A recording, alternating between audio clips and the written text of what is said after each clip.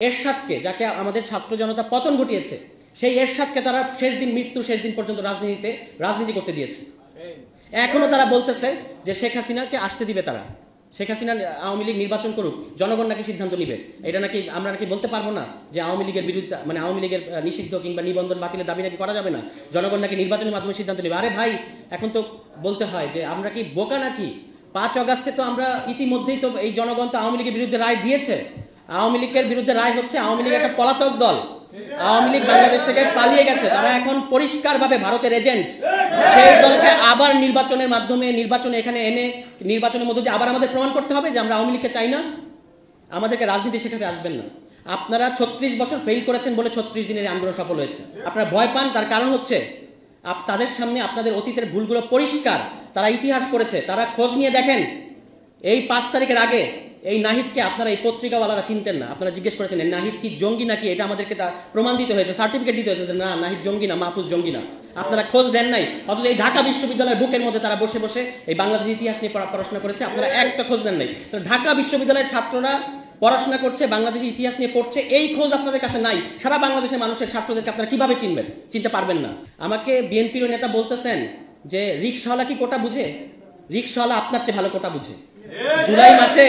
জুলাই মাসে এখানে viral video আছে, দেখেন। রিকশাওয়ালা বলেছে যে আমি রিকশাওয়ালা, আমার ছেলেও কি রিকশাওয়ালা থাকবে নাকি? এখানে আমরা কোটা থাকতে দিব না। রিকশাওয়ালা আপনার চেয়ে বেশি কোটা বুঝে, এবং আপনারা খালি বুঝেন নির্বাচনী একমাত্র আন্দোলন, আর কোনো বাকি আন্দোলন না। চাকরির ইস্যু একটা অত্যন্ত গুরুত্বপূর্ণ ইস্যু।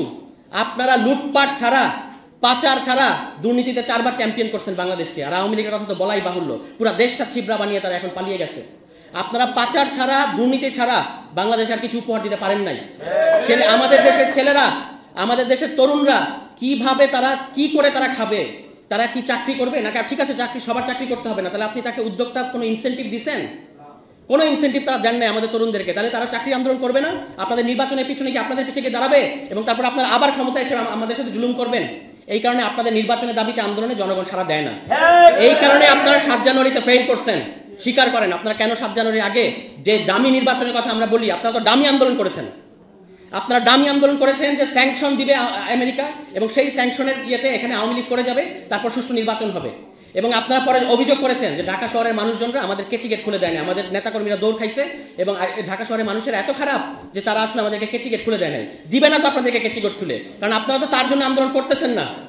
তাহলে জুলাই মাসে অপরিচিত ছাত্ররা যখন রাস্তায় ডাকলো মানুষজনকে, জনগণকে ডাকলো, এই ছাত্রনেতা আসিফ 2 দিনের ছেলে, তাকে কেউ চিনতো? সে যখন ডাকলো যে ছাড়তে হবে ক্ষমতা, ঢাকায় এসে জনতা লক্ষ লক্ষ কোটি কোটি মানুষ কেন রাস্তায় নামছে? একটু পার্থক্যটা বোঝার চেষ্টা করেন। 36 বছরের বর্ষিয়ান রাজনীতিবিদ, একটু বোঝার চেষ্টা করেন পার্থক্য। এটাই হচ্ছে পার্থক্য। 36 বছর আর 36 দিনের পার্থক্য এইখানেই। এই 36 দিনকে অবজ্ঞা করে আপনারা রাজনীতি করবেন? আমাদেরকে আর মহড়া দেখায়েন না।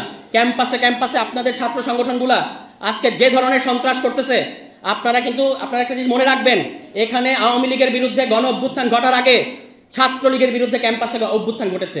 ছাত্রলীগকে আগে ক্যাম্পাস থেকে বের করে দেওয়া হয়েছে। সেরকম পরিণতির দিকে আপনারা যায়েন না, দয়া করে। আপনারা ছাত্র সমাজকে কোনো ধরনের হুঙ্কার দিয়ে এখানে রাজনীতি করতে পারবেন না।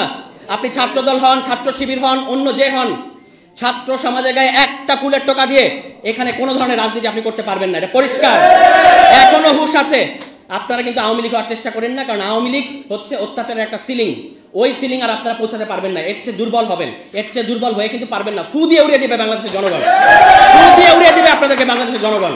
সুতরাং যদি রাজনীতি করতে হয়, জনগণের অধীন থেকে রাজনীতি করেন। জনগণকে হুঁশিয়ার করবেন না, জনগণের অত্যাচার করবেন না, জনগণকে কোনো ধরনের।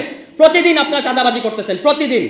এই প্রতিদিনের চাঁদাবাজি খবর জনগণের নাবিশ্বাস উঠতেছে, এবং আপনারা একটা খুব ভালো মজা পাইছেন যে এখানে এই সরকারকে প্রত্যেকটা মুহূর্তে, প্রত্যেকটা পদে পদে কাজে বাধা দিচ্ছেন, প্রোক্লেমেশন করতে দিচ্ছেন না, সংবিধান করতে দিচ্ছেন না, রাষ্ট্রপতি পদত্যাগ করতে দিচ্ছেন না। অন্যদিকে দোষ সব চাপাচ্ছেন ছাত্রদের ঘাড়ে, যে ছাত্রদের কারণে এই এরকম হচ্ছে। আপনাদের এর চেয়ে মজার মডেল আর হয় না। নির্বাচিত হয়ে ক্ষমতায় আসার আগেই আপনারা আসলে ক্ষমতায় চলে গেছেন। এখন আপনাদের হুঁশ হচ্ছে না, হুঁশে আসেন। এখানে একটা গণতান্ত্রিক রাষ্ট্র হলে আপনাদের অনেক সমস্যা হয়, এটা আমরা বুঝতে পারি। ওই যে এক ব্যক্তি কেন্দ্রিক ক্ষমতা কাঠামো সংবিধানের মধ্যে, তো আল্লাহর পরে একমাত্র প্রধানমন্ত্রী হচ্ছে সবচেয়ে ক্ষমতাধর, এই যে ক্ষমতার কাঠামো, এইটা আপনাদের খুব মজা লাগে, আমরা বুঝতে পারি। কিন্তু এইবার আর আমরা এটা করতে দিব না।